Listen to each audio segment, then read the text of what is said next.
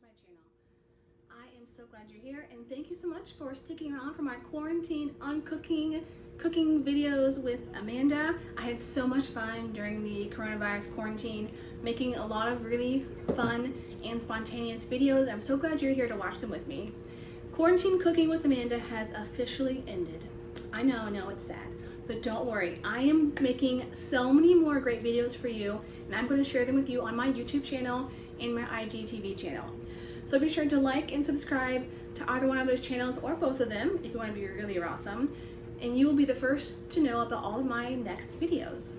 If you have requests or things you want to learn how to make, I will still be making and sharing videos with you, and they will be super awesome. So thanks again for sticking around for this series. Check out my other series. I have some on good ingredients, bad ingredients, and I'm working on a few more for you. And I am so excited to see you in my next videos. Until next time, stay awesome.